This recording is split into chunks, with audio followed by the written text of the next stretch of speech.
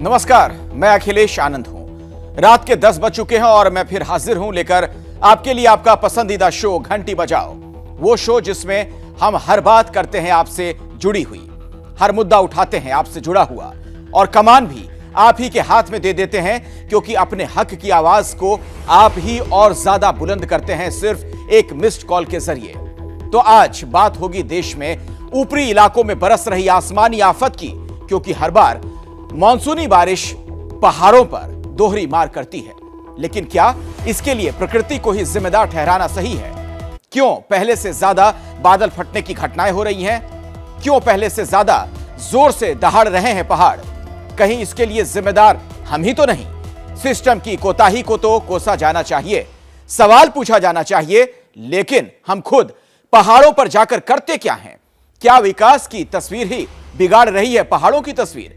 आज आपको घंटी बजानी है सिस्टम को सुस्त बनाने वालों और इकोसिस्टम को पस्त करने वालों की। तो देखिए रिपोर्ट और अपना फोन उठाकर 8422840000 पर मिस्ड कॉल जरूर दीजिए।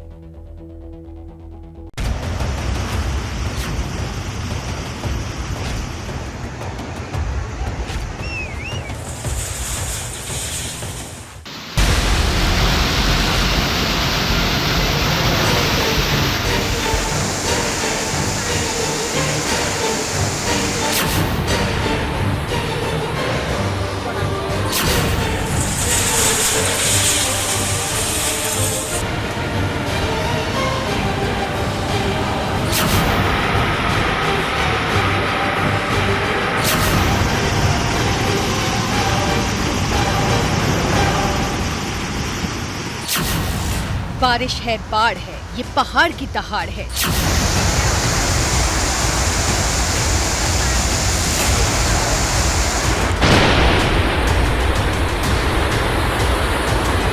कल रात से हिमाचल प्रदेश में बहुत बारिश हो रही है। पहाड़ों पर ये मौसम की मार है या खुद प्रकृति अब लाचार है?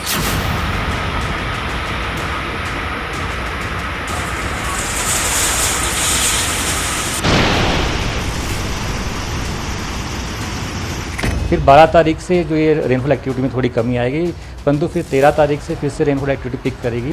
उसका कारण ये है कि ऐसे राज्यों में बहुत अधिक तेज गति से शहरीकरण हो रहा है। सिस्टम भी सुस्त है, इकोसिस्टम भी पस्त है।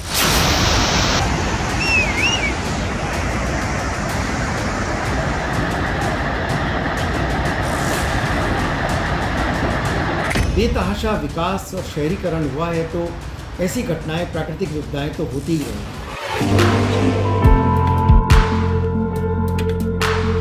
तो खूबसूरत पहाड़ों,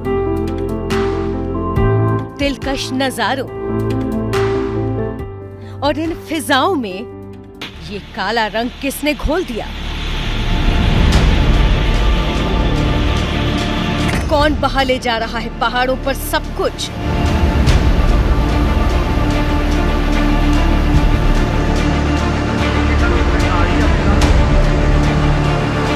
क्यों दरक रहे हैं पहाड़? क्यों सिसक रही हैं जिंदगियां?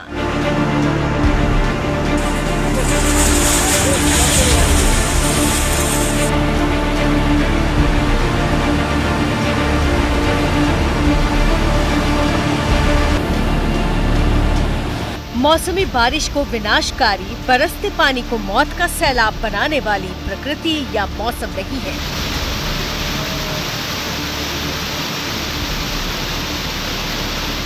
बल्कि हम और हमारे विकास के मॉडल इकोसिस्टम यानी पारिस्थितिकी एक तंत्र से छेड़छाड़ है, हिल स्टेशंस का शहरीकरण है।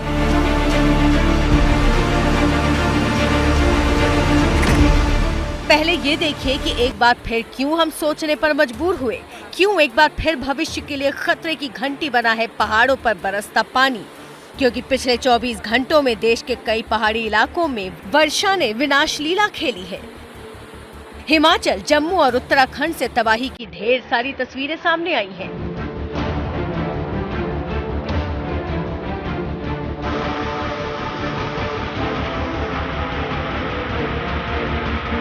हिमाचल प्रदेश के कुल्लू से अलग अलग जगहों से बेहद डरावनी तस्वीरें आई। बुधवार देर रात 3 बजे के करीब यहां बादल फटने से भारी तबाही हुई और गुरुवार सुबह से ही भारी बारिश के साथ कुदरत का कहर हर तरफ दिखा।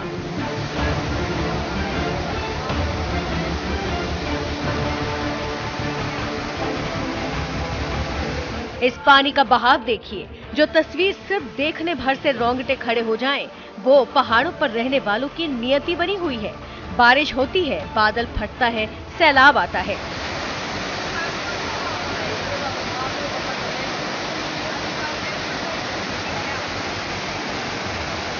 कुल्लू के आनी में बाजार की तस्वीरों में बाढ़ से हुआ नुकसान दिखता है और यहाँ घरों तक में पानी मलबा घुस आया। सब्जी मार्केट में करीब आधा दर्जन दुकानें बह गईं। नीचे पानी का सैलाब दिख रहा है और ऊपर खड़ी सीमेंट के सहारे टिन की बनी दुकान देखते देखते बाढ़ में समा गई।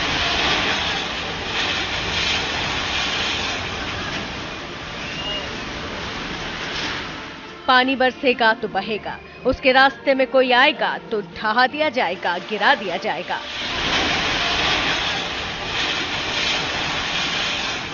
गुगरा गांव में कई घरों और गाड़ियों को भी बाढ़ से नुकसान हुआ। बादल फटने से अचानक आई भयंकर बाढ़ के कारण एक चिलिंग पॉइंट समेत 2 गाड़ियों और एक बुलेट मोटरसाइकिल के बहने की भी खबर है।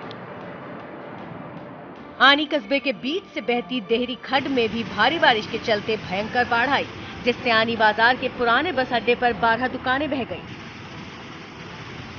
आनी बाजार में देहरी खड्ड पर एनएच पर बने बड़े पुल के ढहने की भी आशंका बनी हुई है और इसके साथ दूसरे मकानों को खतरा पैदा हो गया है। फिलहाल एसडीएम और तहसीलदार समेत पुलिस की टीम बाढ़ के संभावित खतरे को देखते हुए नदी के साथ सटे दुकानदारों और इमारतों में रहने वालों को नदी से दूर रहने और समय रहते दुकान मकान खाली करने के लिए कह रही है।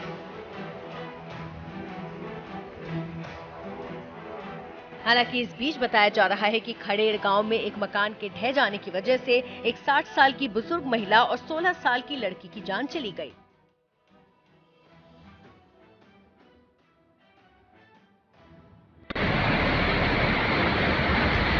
ये है पहाड़ की दहाड़।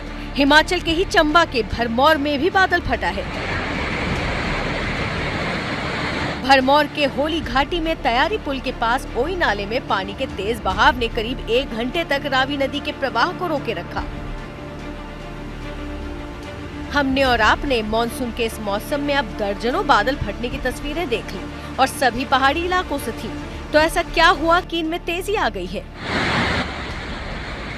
उसका कारण ये है कि ऐसे राज्यों में बहुत अधिक तेज गति से शहरीकरण हो रहा है और जंगल काटे जा रहे हैं और ग्रीन बेल्ट यानी हरित पट्टी का विनाश हो रहा है। बंगाल की खाड़ी और अरब सागर से जब बादल करीब 3000 किलोमीटर का सफ़र तय करके जब पानी का पूरा एक गोला या पानी का एक गुब्बारा लेके जब आगे बढ़ते हैं तो वो सबसे पहले इन राज्यों के पास जब आते हैं, चूँकि ये काफ़ी ऊंचाई पर ये राज्य स्थित हैं और इन राज्यों में जैसे कि बताया गया कि शहरीकरण हो रहा है तो गर्म हवाएं काफ़ी उठती रहती हैं और ये बादल जो कि एक पानी का एक समूह लेके अपने साथ चल रहे हैं, जब वो बादल इन गर्म हवाओं से जब टकराते हैं या कई बार क्या होता है कि गर्म हवाएं नहीं भी होती, वो किसी भी अवरोध से जब ये बादल टकराते हैं या कभी कभी वो आपस में भी टकरा जाते हैं तो उस समय बादल फटने की घटना एक जन्म लेती है। और ये है हिमाचल के मंडी जिले के सुंदरनगर की तस्वीर, जिसकी सुंदरता को बदसूरत बनाती है ये तस्वीर। मिट्टी में सनी ये 68 साल की बुजुर्ग महिला बचाए जाने से पहले 4 घंटे इस हाल में थी। 9 लोगों के परिवारों के घर पर आया था मलबा, लेकिन बाकी बचकर निकल गए, जबकि वृद्ध महिला चपेट में आ गई। उन्हें इस हाल में किसने पहुंचाया? क्या सैलाब और मलबा नियति नहीं है?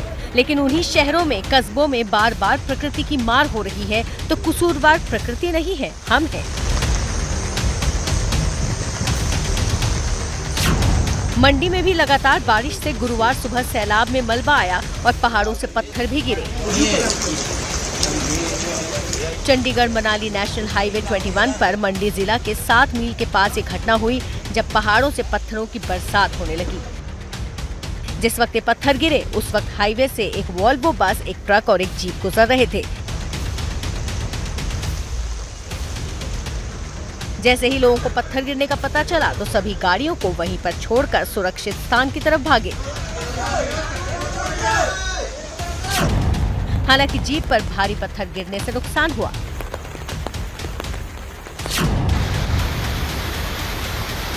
हिमाचल का मनाली लेह नेशनल हाईवे भी रांगवे नाले में बाढ़ आने के कारण बंद है और हाल तो आप तस्वीर में देख ही रहे हैं।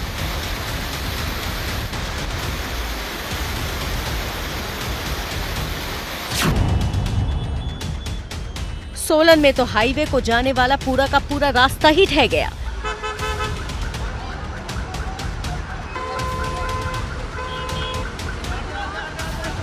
चंडीगढ़ शिमला हाईवे पर सोलन बाईपास में टनल को जाने वाला फ्लाईओवर एक तरफ से गिर गया।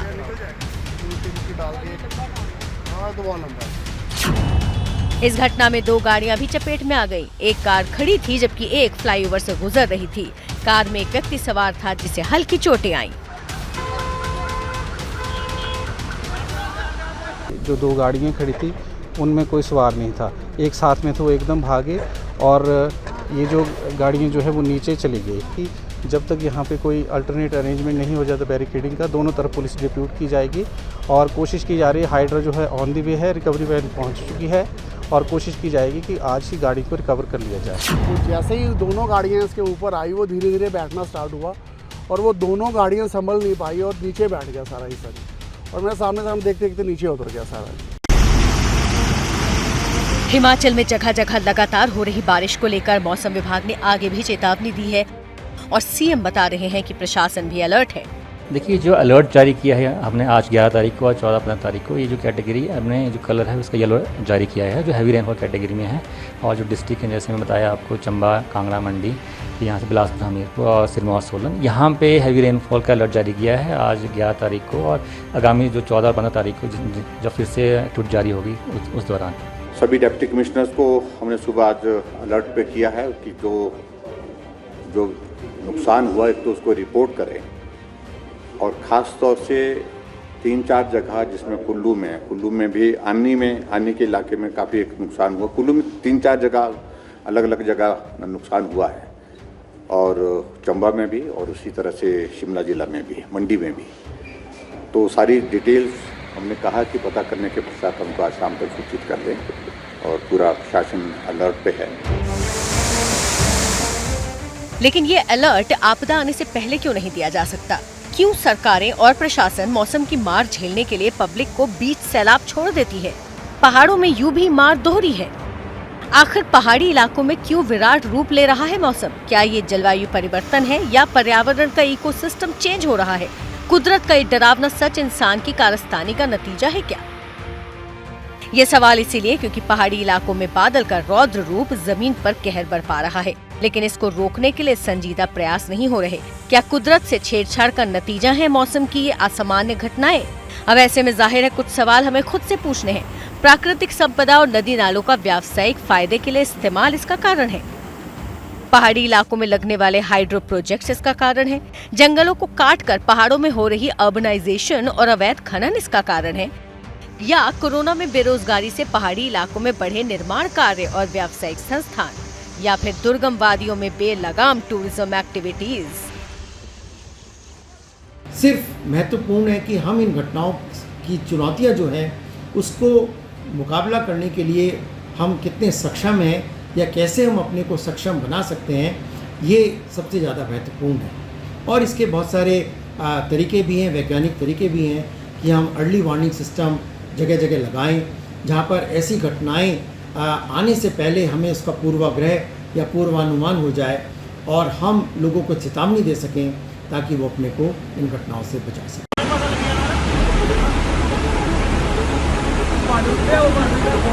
लेकिन सबकी राय एक तरफ, पहाड़ों के सैलाब का सितम दूसरी तरफ, जो हिमाचल समेत जम्मू और उत्तराखंड तक दिख रहा है।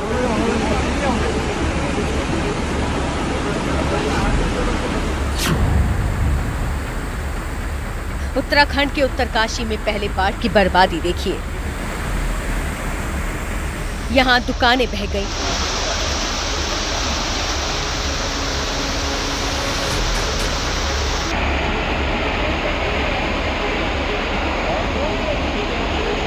और और एटीएम का एटीएम भी बह गया।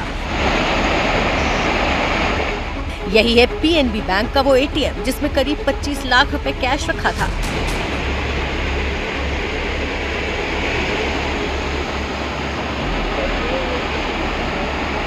बुधवार देर रात हुई बारिश से जनजीवन पूरी तरह से अस्त व्यस्त हो गया और उत्तरकाशी के पुरोला में बरसाती गडेरा आने से एटीएम समेत 6 दुकानें भी बह गईं।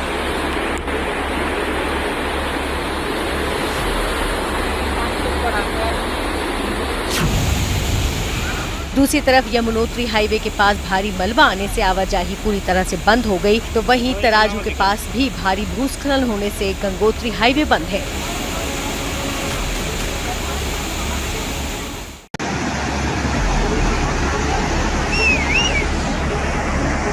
जम्मू कश्मीर के रामबन में भी उफनते नाले की खौफनाक तस्वीरें आई हैं। यहाँ बाढ़ग्रस्त नाले की वजह से मंदिर खतरे में आ गया।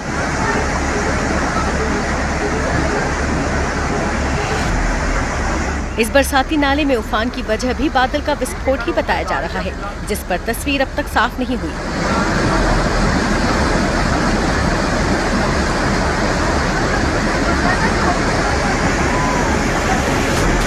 रामबन के सैलाब में 2 लोगों के मारे जाने की भी खबर है।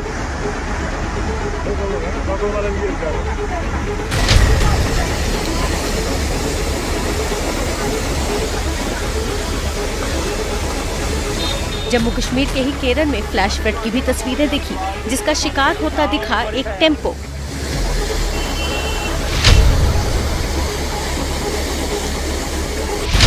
और इस तरह हमने देखा पहाड़ों पर प्रकृति का दोहरा प्रकोप। और एक बार फिर सवाल वही, सुस्त सिस्टम को दुरुस्त करने की जरूरत है और इकोसिस्टम को ढहने से बचाना होगा, वरना यूं ही प्रकृति से खिलवाड़ करते रहे तो हम पर पलटवार भी होता रहेगा और पहाड़ दहाड़ता रहेगा।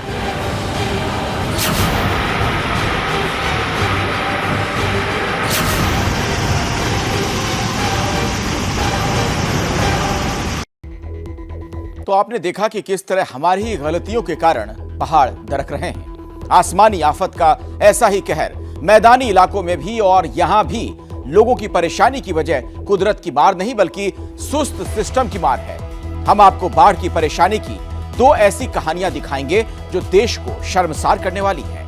ये रिपोर्ट देखिए और जनता को बाढ़ के पानी में डूबने के लिए छोड़ देने वाली सरकारों की घंटी जरूर बजाइए। कमर तक पानी में डूबे ये बच्चे सैलाब के बीच किसी तरह खुद को संभालते ये बच्चे चले हैं स्कूल की तरफ।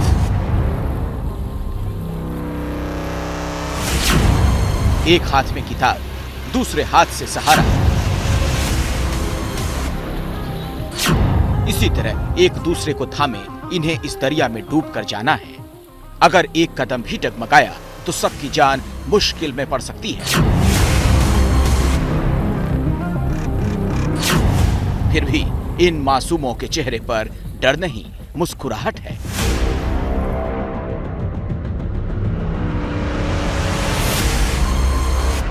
क्योंकि इनके लिए ये एक दिन की बात नहीं, इन्हें हर दिन, हर महीने, हर साल ऐसे ही स्कूल जाना होता है। तस्वीरें छत्तीसगढ़ के बस्तर की हैं, जहां इन दिनों भारी बारिश के कारण नदियां उफान पर हैं।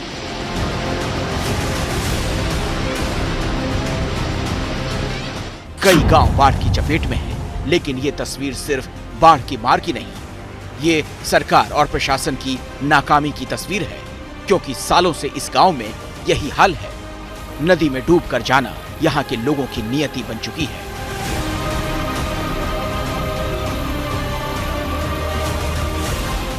बरसात के मौसम में जब पानी सिर से ऊपर चला जाता है तो सरंडी गांव के स्कूल बंद कर दिए जाते हैं।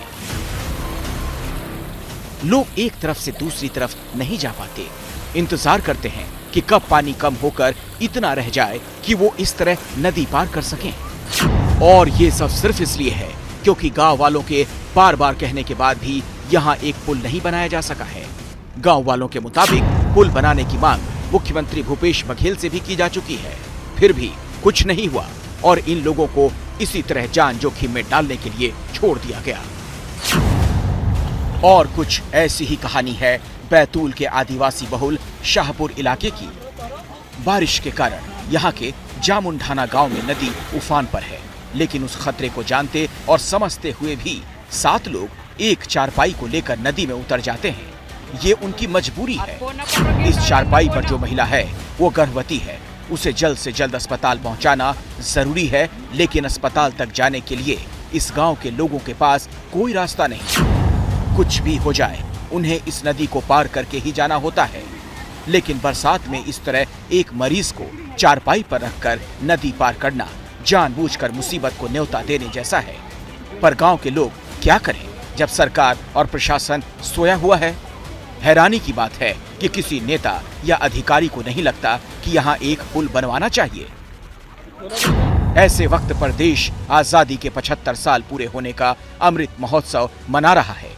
तब देश के कुछ हिस्सों से आ रही ऐसी तस्वीरें न सिर्फ झकझोर देने वाली हैं, बल्कि शर्मनाक हैं। क्या इन लोगों को इनका हक नहीं मिलना चाहिए? आखिर कब तक ये भगवान भरोसे अपनी जिंदगी काटते रहेंगे? छत्तीसगढ़ और मध्य प्रदेश की चमकती तस्वीर दिखाने वाले मुख्यमंत्रियों को ये जवाब देना होगा कि उनका विकास इन गांवों तक क्यों नहीं पहुंच पा रहा है।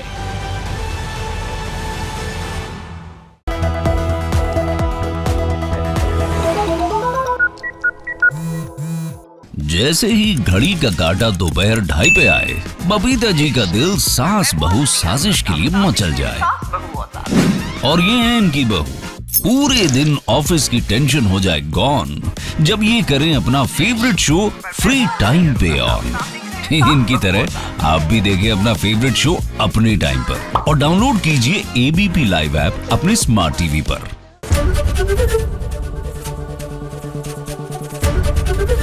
एबीपी न्यूज आपको रखे आगे।